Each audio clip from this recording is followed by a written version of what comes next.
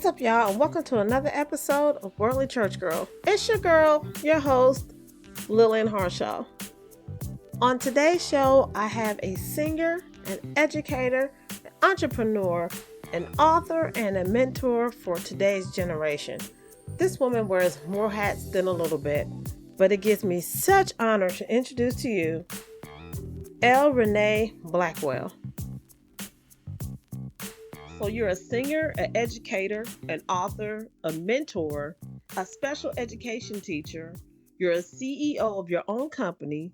You are a youth pastor, and you have a ministry for saved and single. This is just a small fraction of the things that you do and are going to do.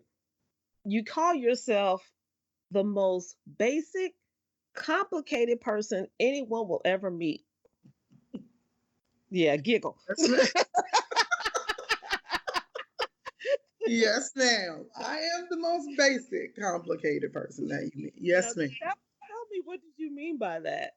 Well, what I mean is that although it doesn't take a lot to satisfy me to a certain extent, when people meet me, I'm not a self-proclaimed diva. I'm not, really into a lot of material things and things of that nature. So, in terms of just things that make me happy, things that bring me joy, I'm very, very basic when it comes to that. But when I start talking about complications, I'm more so talking about I have layers, as we all do.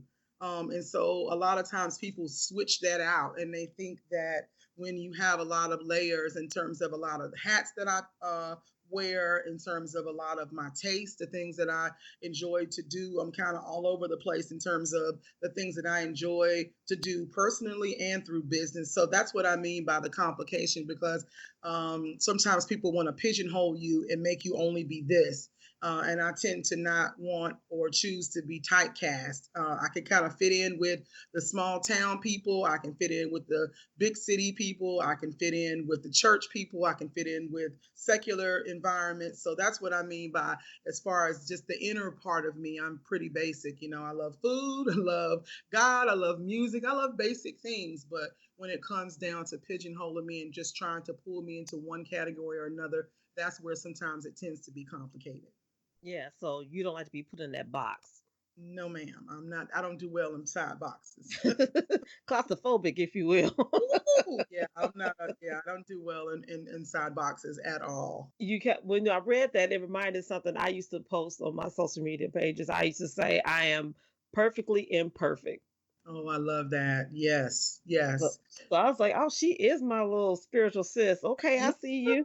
for sure, definitely. So that's the beauty of life, of the fact that we are perfectly imperfect, and it's through those imperfections that I begin to see God work the strongest in my life. Through those things that I hated, through those things that I abhorred, through those things that I were embarrassed about, through those things that I was, just didn't think I fit in. Those are the things now that God is turning around and making them just fit so perfectly. So it is what it Absolutely. is. Absolutely. I agree with you. And it's such a weight that falls off of you when you feel that it's okay of being who I am. Wow, for sure, for It sure. is such a weight. Now, It's, you also consider yourself a trailblazer, yes. always looking for something that hasn't been done. Can you name two things that you would like to do that you haven't done yet, but you would love to do? Well, one of the things I want to do is I want to have my own learning center. I am a certified teacher, Hmm. and I want my own learning center. I don't want a school in a traditional sense. I want to create a learning center where we facilitate learning through so many different non traditional ways. I want kids to take psychology classes at the earliest age possible, so they begin to understand better about how their brains work and how they affect their emotions and all of that. And then the other part of it is, I know everybody does not always succeed with traditional academics. And so I want to provide centers where those kids who are going to always struggle in reading and always struggle in math, but if I can give them a hands on environment, if I can take them out in the world and take them to a grocery store and help them learn how to count in real life with real world connections. That's something that's the realm of education that I want to move into, as opposed to just having another building with traditional curriculum, traditional students, and all of that. So that's one thing I want to do. And the other thing that I really want to do is I want to begin to travel, but I want to travel in a way that it connects people. I've been seeing a lot of things about the social experiments that people are doing these days, and I'm really interested in doing that, especially within the church. I really want to create more, not necessarily auxiliaries like we were talking about earlier, how you have all these auxiliaries in our different denominations where there's a group for this person and a group for that person, but even that kind of pigeonholes people. I want to create auxiliaries for survivors. I want to create auxiliaries for people who are sex addicts. I want to create auxiliaries for people who are struggling with their sexuality. I want to create programs for people with mental illness within the body of Christ. Because we kind of act like because we go to church that we are exempt from those areas. And a lot of times I had to learn through my own experiences, we are suffering silently. And so I want to create a church or a ministry or whatever you want. I don't even want to put a title on what it is, but I want to begin to move away from even traditional auxiliaries in the church that serves a whole purpose, but a lot of times the individual needs are still going without. So that's another thing I'd love to have, and I'd love to go all over the world, all over churches, to different areas where I could help them start and implement those programs that I'm talking about, and then move on to the next church. So It's funny you even brought that up because that just seems like that's one of those subjects that's so taboo in the church is sex. yes, oh my God, and I, we cover that in Single and Saved, because where are we getting around that subject? How right. are we able to get around that subject when we're saying we desire to be married, we desire to be in a relationship? So I'm gonna be. Yeah.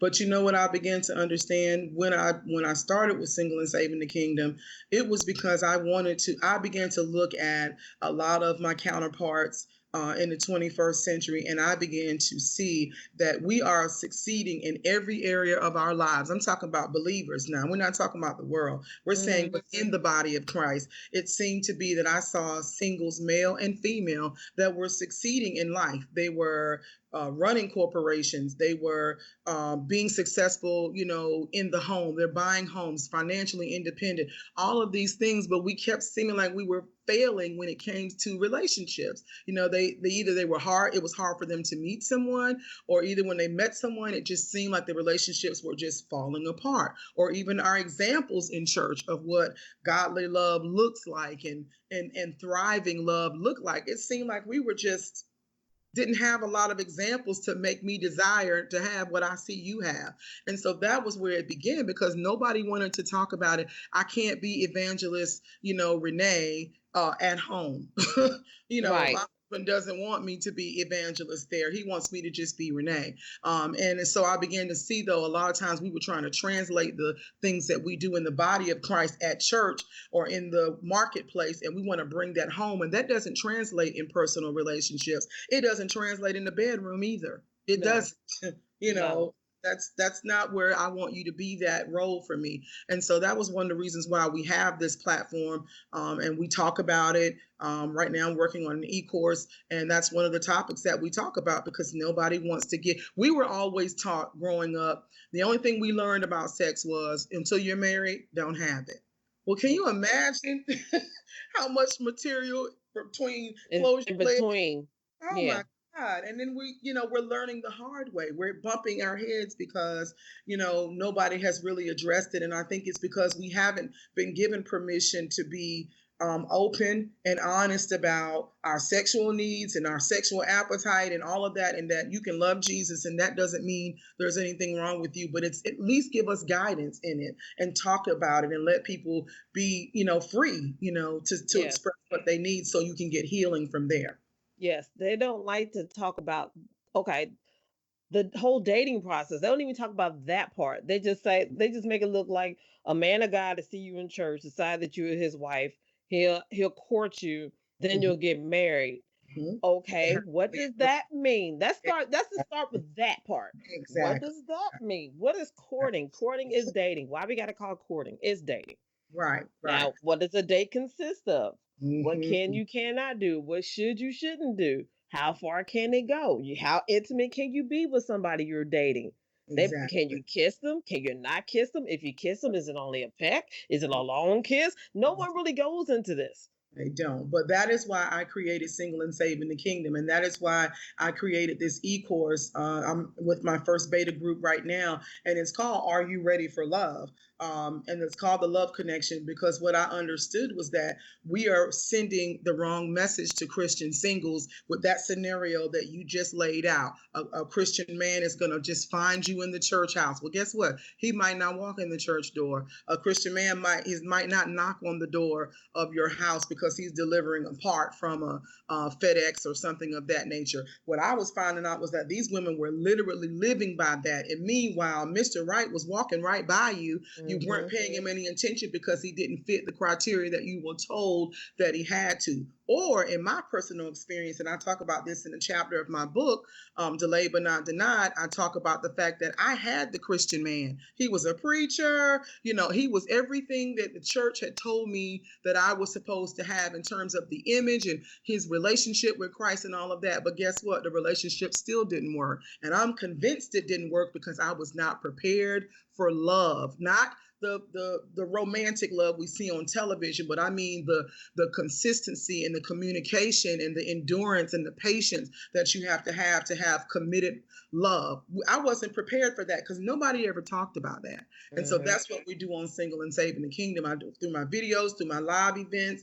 We talk about love in a real way so that we're not, being set up to expect things and you're throwing away what I say an 80% relationship. You're throwing that away because it doesn't fit what the church told you it should fit. Or then you're holding on out of dysfunction to a 20% relationship when again, we haven't had any guidance and instruction in that. And so that's what I try to do is to try to help singles and coach them through their readiness and preparedness for being in a relationship, period. I am an advocate. I truly believe that a lot of infidelity begins because people have not achieved adequate closure and they have not actually even determined if they were ready for a relationship. We move on to the next person before we ever even determine, am I ready? Physically, emotionally, mentally, spiritually, financially, am I even prepared to offer someone the best of who I am? We don't do that.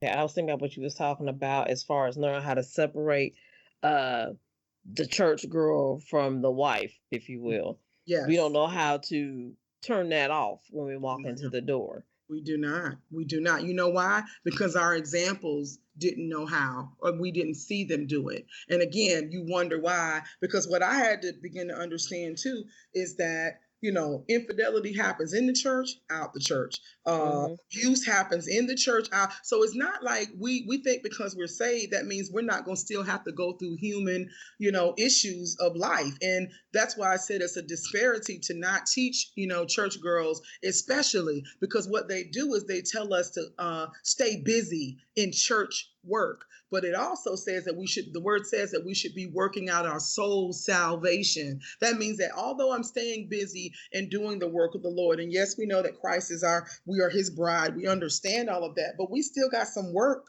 on the inside that needs to be done. And I think we've been focusing so much on waiting for him. So while I'm waiting, I'm going to just stay busy. And that teaches you that even when you meet him, well, I've been busy, I got to stay busy. And you never learn how to transition and actually determine, hey, what do we like? What do we not like?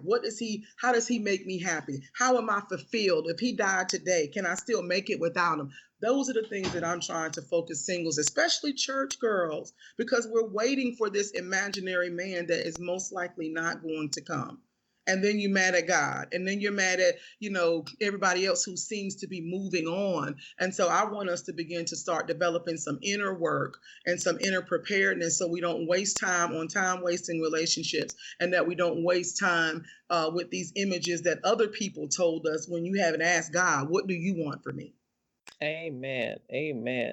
And sometimes you didn't, like you said, you created this perfect image of a man that doesn't even exist. Doesn't even exist. Doesn't even exist. I am the poster child for, I'm a romantic at heart. Always have been very tenderhearted and just love. And I Mm-hmm. had to be very careful with that. And the things that I bring out with Single and Saving the Kingdom are not just things that I've heard other people preach about or mentor about. I'm talking about my own personal life experiences that I wish I had someone to say, hey, Renee, don't go that way, or hey, had you thought of it this way?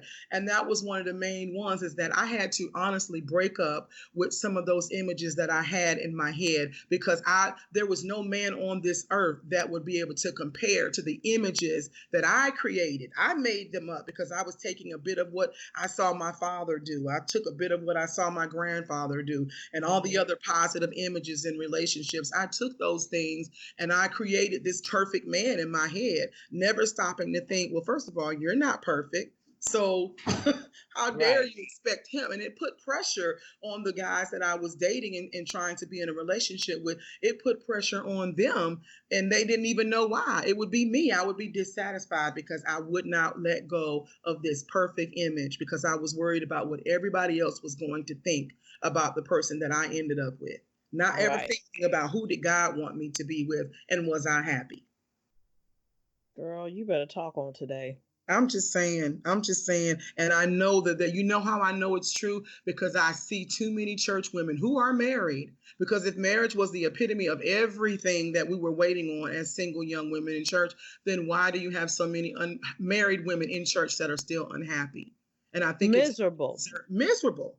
And I think it's a disservice to not minister to young women. And that's my other desire, is for me, the work that I'm doing with Single and Saved through these courses. I want these women to get empowered, because then I want you to, in turn, be a disciple and help empower these younger girls. Because we were once younger girls too, going through the same hard knocks. And Mm-hmm. nobody is talking to them about the truth. All we're telling them is to don't have sex, don't get pregnant. We got that message. They got that message. They understand. They know what God says about that. But you still don't deal with their emotions. You still don't deal with their heart. You don't deal. The Bible even says that, the heart is deceitfully wicked. But yet and still, from a small age, we're taught, follow your heart. Follow your heart. But what does the word tells you clearly? Who can know it? It's deceitful. So Mm-hmm. this is the message that we want to stop teaching these young girls, not to not, be, like I said, a romantic or love and all of that, but not to put so much emphasis on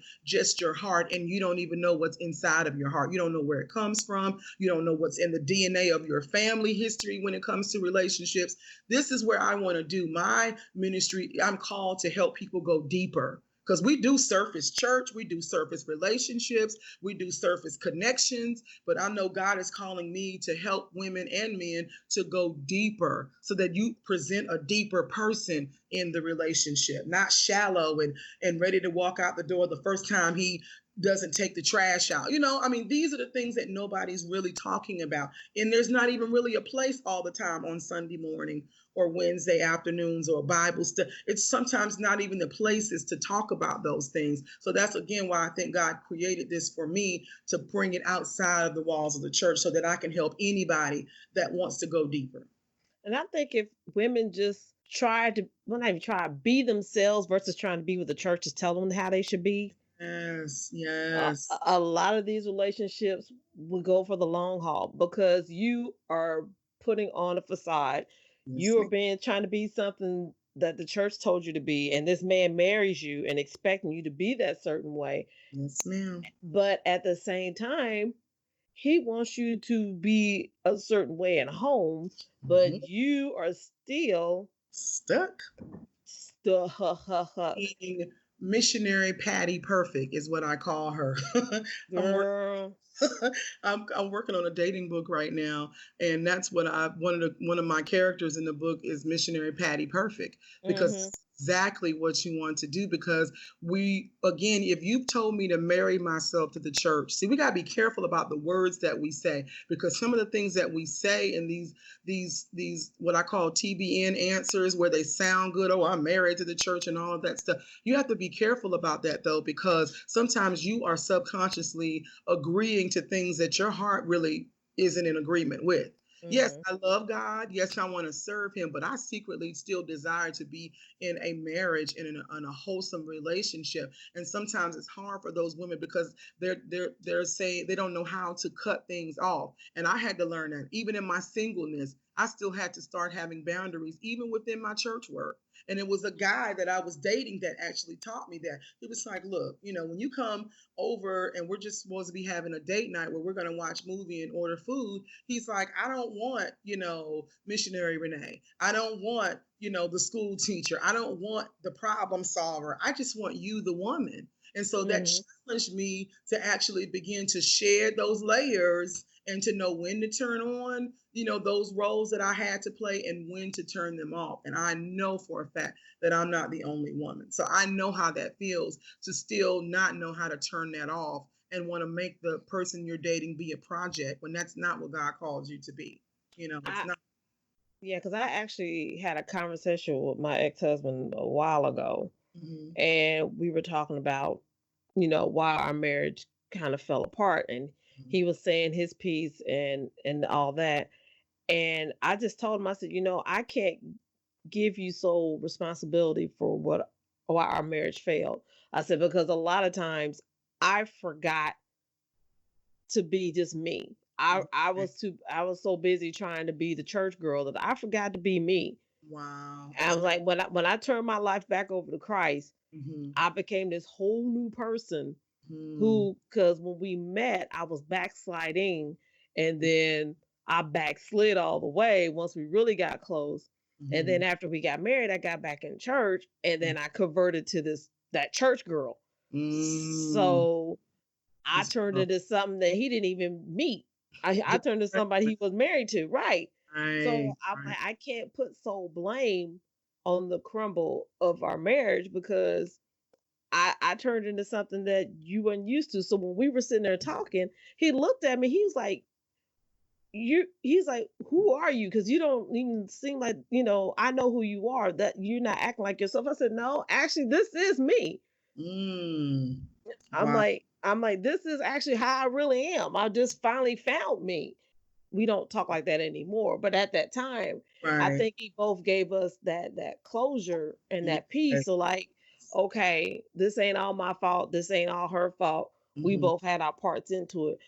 Women really need to just be who they are, Yes, ma'am. Yes. whether they're in church, whether Mhm. they're out at work, Mhm. be just you, and you will be so much happier. And whoever you find, or whoever finds you, Mhm. will love you so much for you being authentically you.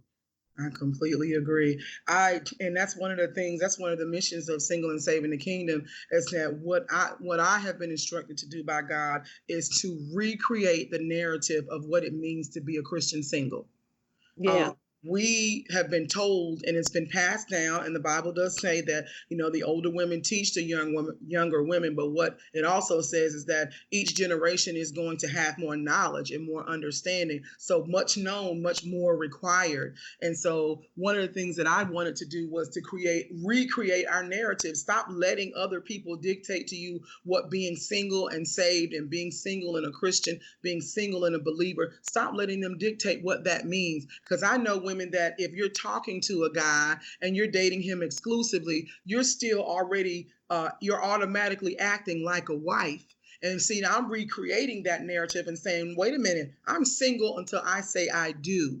Because what that does is keep me from moving over illegally into a wife role when in Come all on. reality, I'm not your wife.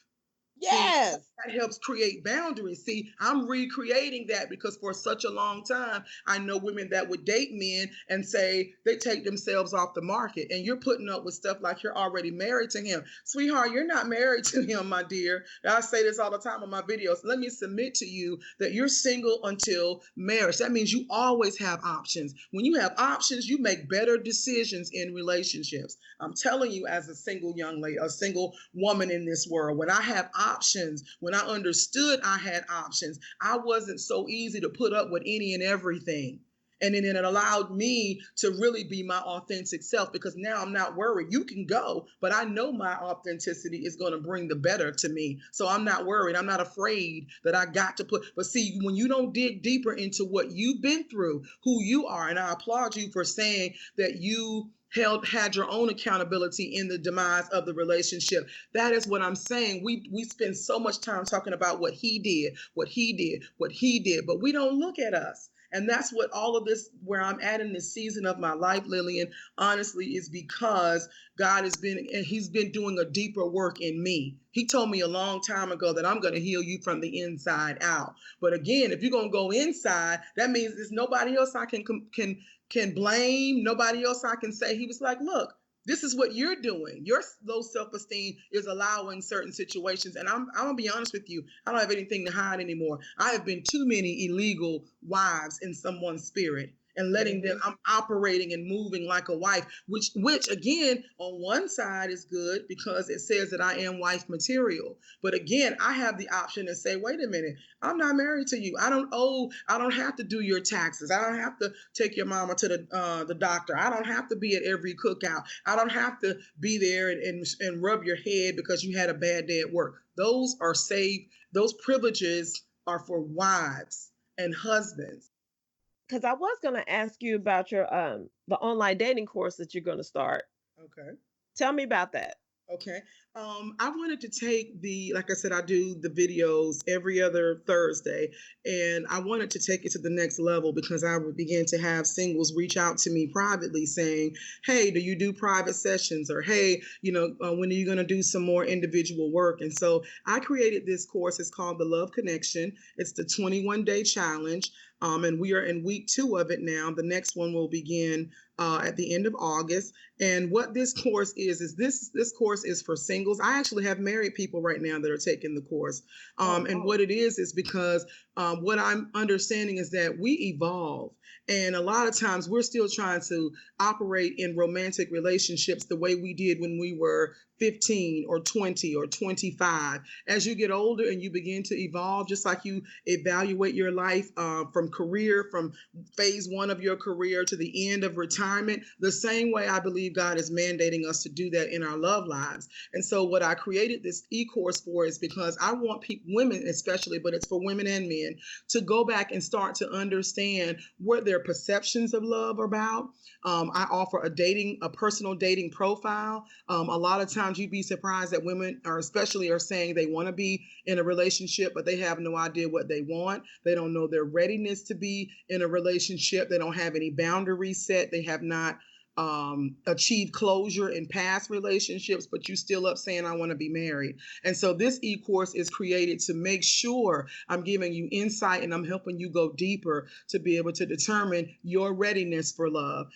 Even some of my married students are even saying that they're about to become empty nesters. And so they're taking the course because they realize that, okay, listen, we've had this child here as a buffer, but now I want to make sure that I'm ready for it just being you and I. And can our relationship stand it being just us as a man and a woman and not mom and dad? And so that's what the e-course is doing. So we have 3 weeks. I do 2 live sessions a week with the students. And then I also have an online platform that has all of the coursework and the assignments and all of that. And then we do a culminating activity at the very end. This has been so phenomenal and such a blessing to myself because it's giving me closure in a lot of ways. As I'm helping other students, it's helping me close down some unhealthy relationships. It's helping me create those borders. And so this is what I want to offer to the world, to singles, whether you want to be in a relationship or not, but you eventually want to be married or you desire that in some part of your life. This is the course for you to take so that we can go deeper. I do know that a lot of times people know that there's a problem. They know that they're doing something wrong, but a lot of times they don't know how. And so I'm giving you a solution to how. How can I move on to the next level of my life and relationships? It begins with self-awareness, and it begins in you investing in yourself and saying, let me start with me. And so that's what the 21-day challenge is about, and it is changing our lives. It literally is changing our lives right now. I think that's probably one of the hardest things for people to do is to find fault within themselves. Now they can find fault with their appearance, but Mm-hmm. as far as everything else goes, Mm-hmm. it's everybody else's fault. Exactly, exactly. And during this pandemic, this has been a perfect time because a lot of people now are looking for introspection. We've had a lot of time at home, and you know your schedule has slowed down, and you're not able to keep the busyness of the world going on. And so now people are actually trying, especially with this new world that we're in now. People are asking questions. So why not, while you're asking those questions, go ahead and uncover answers. So let's get some discovery and some insight. So that's another reason why I decided to launch it at this time, because I'm like, we have the time to go deeper. And the great thing is that it's not always a negative thing. There's been some wonderful discoveries about myself, and my students have discovered about themselves that weren't negative, but it was just buried underneath so much stuff that it gunked up that they had not made space for. If anybody asks me, why did you create this course? It's because I want to help singles make space for love. You don't have space when you got all of the old boyfriends and all of the old hurts, and you don't have room for love. And so that's what this is. This course really was designed to help them uncover areas where they can make space. And they still on that pity party too. Yes, yes. And we want to get out of all of those negative thought patterns. But you know what I'm so surprised by? There's so many people that say they desire love and they don't even know what's in their heart about love. They don't even know what they're thinking. You know, how are you going to transform your mind and you don't even know what you're thinking? And so that's what this is designed to do. But, you know, only those that are ready for truth. I had to understand that too. I know everybody's not ready, but those that are ready, that's what this solution is here to offer you. Yes. Let's talk about you being the youth pastor. Now, Yes, ma'am. now, how was that moment when you were called to that ministry? Well, I think the ministry, you're so correct. It called me. My father is a pastor, my grandfather's a pastor. And so I've always had to be in charge of the youth while I was still growing. In the particular church that I'm at now, Greater Refuge Cathedral, my leaders, when I was ready to move and transition over to this ministry, there was a need because the young people at the church that I go to, the number of young people was almost the same amount as adults. And so they recognized that those young people almost needed a church within a church. And Mhm. so at first it was kind of difficult because I had three major groups that all needed ministering to. And so it was just trying to have organization about it. But again, the main thing that I wanted to do is I started beginning to see that young people were losing their love, not of God, they were losing their love for church. Because Mhm. it was still, you know, we're there for so many hours and it wasn't really being catered to them. And so that was what I tried to do in my role as youth pastor, is to try to get them back to a level of loving God. Because when you love God, there's certain things that you'll deal with that, you know, you don't mind it because you're growing and you're learning. And so we implemented, you know, several things. I would do a retreat every year with my youth staff because I wanted them to continue to empower the young people. And we have some amazing young people at my church. And so they were really able to start to spread their wings. And mentorship, discipleship has been a big one as well. So that role, although extensive, and it was kind of difficult at times because I didn't live in the city that I actually go to church in, but God always brought people in that could see the vision that I was trying to create. And so you know, we've moved on from that particular ministry, but at the same point, it still makes me feel good to see that the ministry is still thriving, because that's what it should do. It shouldn't. The youth ministry should not die because I moved on to another ministry. It should still be thriving, and so I'm thankful to see that they're still moving and growing and doing what they've been taught to do. You are the CEO and founder of the Learning Alliance Enterprise LLC. Yes, ma'am. Can you tell us about that? Yes, ma'am. I started the Learning Alliance in last year of September. Again, these are things that I had already been working on. I've been a teacher for almost 20 years. This is going on to my 18th year. And I began to see that, especially in special needs, and I'm a special ed teacher. And what I began to see was that a lot of times it's not that the parents were not concerned about their children, despite their, economic status.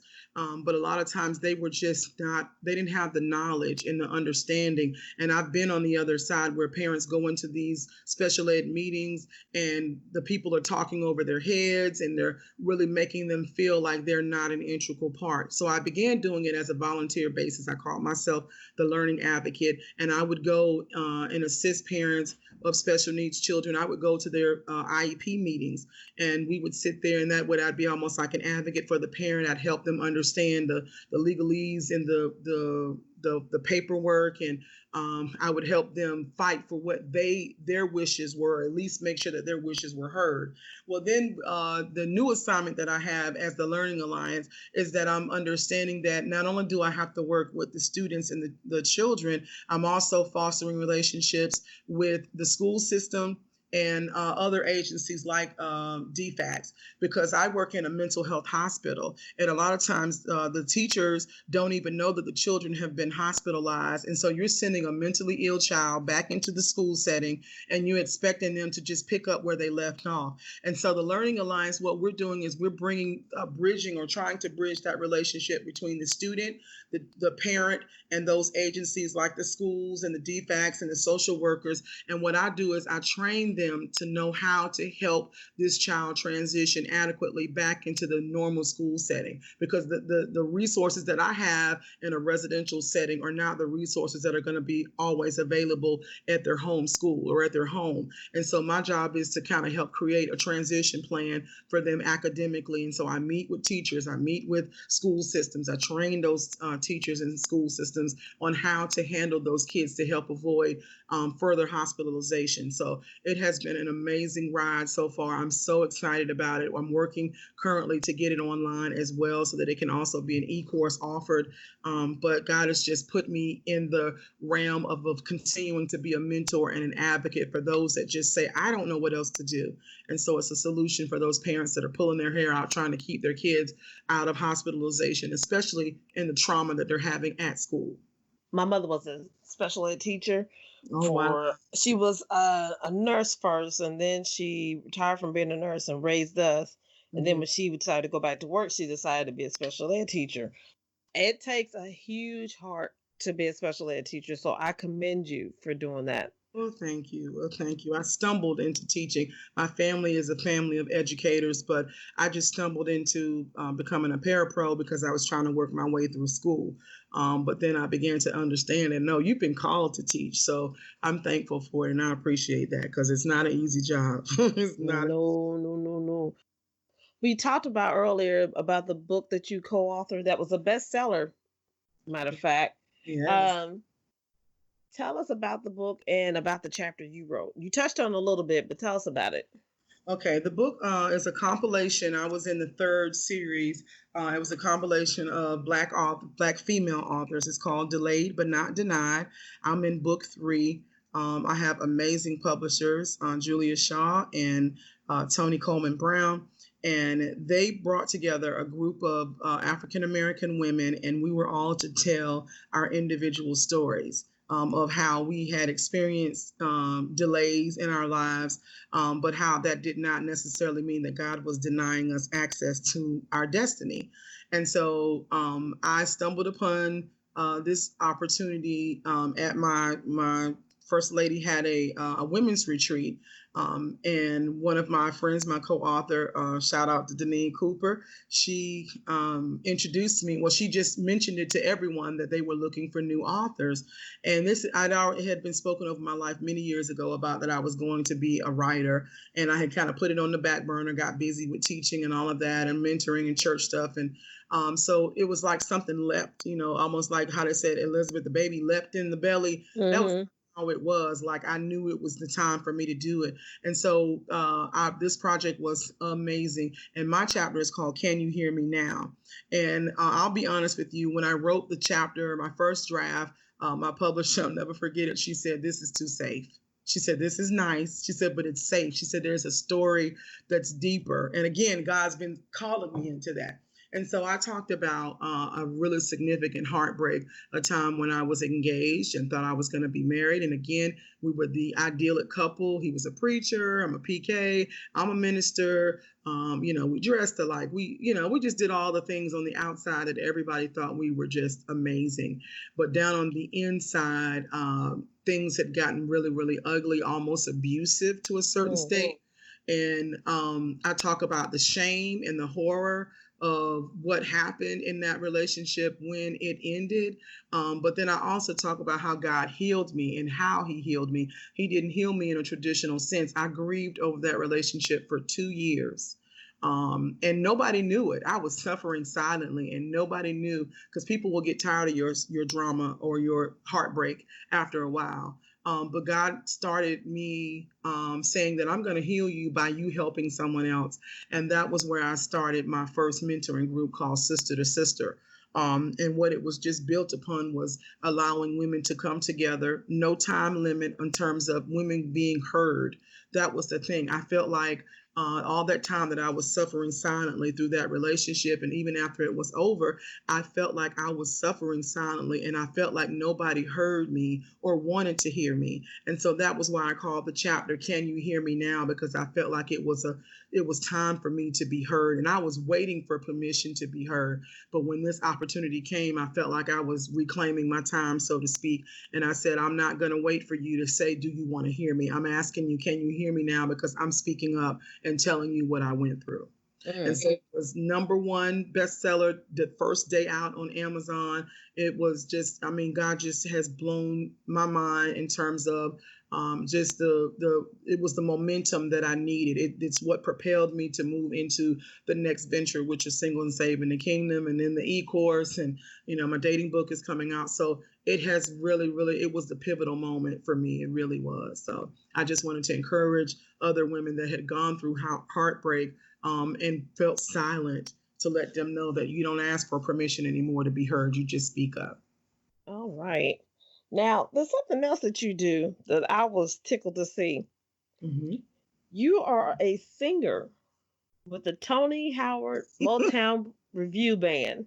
Yes, And ma'am. y'all just celebrated y'all 18th anniversary too this year. Yes, yes. Shout out to the best band manager in the world. It's amazing. I love me some Tony Howard. Yes. Now, how did that come about? I know people, when I put that in there, people are always like, no, wait, this is why I love this platform that you have with Worldly Church Girl, because I love the fact that you acknowledge and allow people like myself to share that, yes, I am saved. Yes, I'm a minister. Yes, I'm, a PK and all of the things, and I'm doing the work of God, but I have another side of me. And that's the thing. Music is my passion. Yes. And it started out with me being a wedding singer at my godbrother's wedding in Miami. That's been about 10 years ago. Well, about 8 years ago now. And it started out where they were looking for a singer. And they were like, well, hey, Renee, why don't you come? So I went to Miami to sing. And I came back and told my coworker about it. And she said, hey, I know this guy, Tony Howard. He's looking for some background singers for his show that's coming up. And I was like, I'm a church singer. I can't sing. I don't know any like really secular songs. I grew up in a real strict household. So I didn't know a lot of R&B. But when I met him, it was just such a perfect fit. He is the ultimate professional. He's the ultimate entertainer. We have sang all over. He actually was on James Brown record label years ago, and he's very well known in the area of Augusta, Georgia, South Carolina, Florida. We've gone all over to sing, and so he does a big production for Valentine's Day every year. That's what the Motown Revue is, and I just love it. It is really my guilty pleasure. I don't want to say guilty because I don't feel guilty about it, but it really is one of those things that I truly just love to do. I never get tired of singing with him. Never, ever, ever. I enjoy it. It's something I would do for free. I love it, but it's just, I love it. I just never get tired of it. Now, I watched the video, but I couldn't find out which one you were. Now, I'm always, well, first of all, I'm the thick church girl. I'm always on the end, and I'll have to send you some of the videos. But yes, we have, he has some amazing lead artists. And now the last 2 years, he's created something. We used to just only do background for certain artists, but now he has created, we've been added as a part of the house band. So we back up all of the artists, and he calls us Tony's Angels. And we just did a benefit concert. We just did a benefit concert for first responders a few months ago. And like I said, I definitely have to send you the link for all of that. But it has been amazing. He's on the road every weekend. I can't always afford to go with him every weekend, but we always do the big Motown show in February, and we always, I do as many gigs as I can when I have the time to do it. But it is just something I never get tired of, and I just love it. And it's nothing. Church folk would tell you, oh, you're singing that rock and roll, they ain't doing nothing but drugs and drinking it, and it's one of those things. It's nothing like that. I mean, Right. It is the epitome of professionalism. It's above board. There's no illegal activity going There's on. no foolishness going on. No, not whatsoever. He makes sure that we're safe. He treats us like we're stars. I mean, we get on the tour bus and go do festivals, and people think we are doing. I mean, they think we are, we're Beyonce when we come in town, and so it's just been such a joy, and I love it, and I'm so proud that I can do it, and it does not reflect or take away from who I am in the body of Christ. That's what I really love about it. Absolutely not. And it cracks me up. Say folks, church folks, whatever folks you want to be in the categorize of, y'all look, we all listen to secular music. There you go. There you go. Stop acting like you don't, because there's no way you can quote a song title or a verse when you're up there preaching or just talking to the congregation unless you heard it. No, that's so true. That's so true. Funny, because when we do the big Motown show in February, we have it's the majority of the people out there are church people. Yeah. All of us that are a part of the show and a part of the cast and the band, all of us are church attenders and ministers, and we all play and sing at our churches and stuff. So they come to support our show every year. So like you said, it's clean, and I tell anyone that's what I'm proud about it. It's a clean show, and it's something that you can bring your grandchildren to if you want. I mean, it's nothing, and again, it shows the integrity of things, that I would never be a part of something that I couldn't bring, a family member to and be proud of. So yeah, I love singing with Tony. I really do. Yeah, I'm like you. I just love music. So good music. Me too. And that's what it is. It's good music. We do, he does tributes to Aretha Franklin, Whitney Houston. He has a tribute to Elvis, a tribute to, of course, all of the Motown guys, the Five Tops, the Temptations.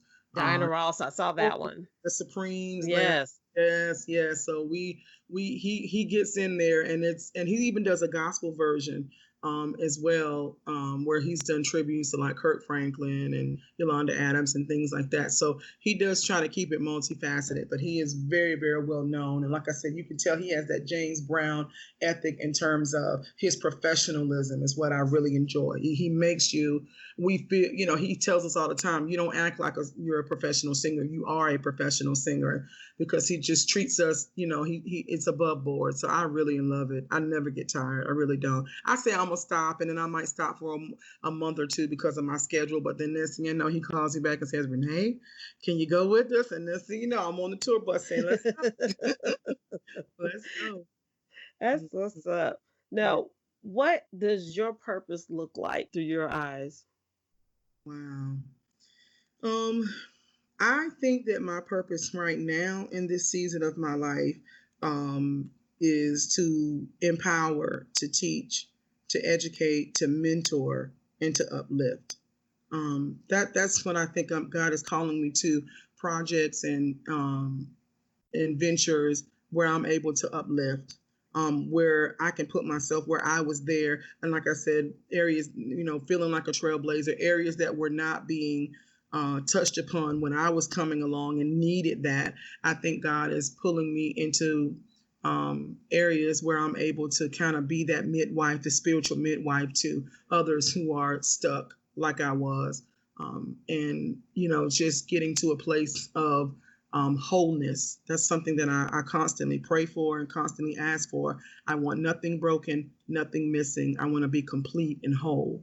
And I can see him through every aspect of my life right now, that he's pulling me into a place of that wholeness. And I think that was the purpose, is that I know how to minister and to serve and to uplift. I know how to do it broken, but I know that he's called me to do those same things, but from a place of wholeness. And so I think that's what he's calling me to right now.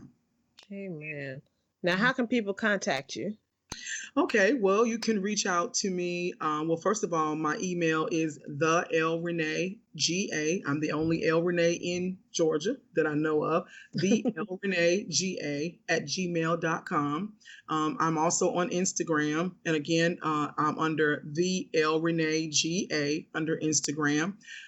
Because my students find me, I had to kind of be a little tricky on Facebook, but you can also find me under L Renee under Facebook, and also under Renee Edwards under Facebook. And again, I do Single and Save. The videos, I do them every other Thursday. We call it Transparent Thursday. And you can reach out to me through any of those avenues. You can email me, you can inbox me. But again, you can reach me out, Renee Edwards under Facebook, or L Renee. I even have a Focus Academy page on Facebook. And Focus, I forgot to say, stands for Fellowship of Committed Adult Singles. It's called Focus, FOCAS Academy. So I have 3 platforms on Facebook that you can reach out to me on, and I am on Instagram. All right. Are you ready for your last question? Yes, ma'am, I am. Which is a fun question, especially since you love music. So you ready? Yeah. If you could have any song be your theme song when you walk into a room, what would it be and why? That's a good one. That's a good one. Wow. Oh, you got me. You said, was I ready? I thought I was. You got me on that one. Okay, if I had a theme song right now, well, I'll tell you what. The students in my private e-course right now, I asked that same question, as a matter of fact, when our first meeting, and I came up with the name of, I call them the Thrive Tribe. Okay. And I'm going to use that song. It's by Mary J. Blige, and it's called Thriving. Because I am moving from a place in my life of just surviving. I have survived a long time. And thankful that I survived a lot of things that were meant to take me out. But I am ready for thriving. I want to soar. I want to fly. I want to thrive. I want to coast for a while. And so that is where I think if I walked in, I would want that song to be playing. I am thriving. I'm living a life where I am thriving. Now, if I had to go gospel, I think it would be In This Place by Tamala Mann. Looking around and saying, I'm living in this place, and it's only because of God. So I think that's it. Okay. You didn't have to. Oh, thank you. But you didn't have to go gospel.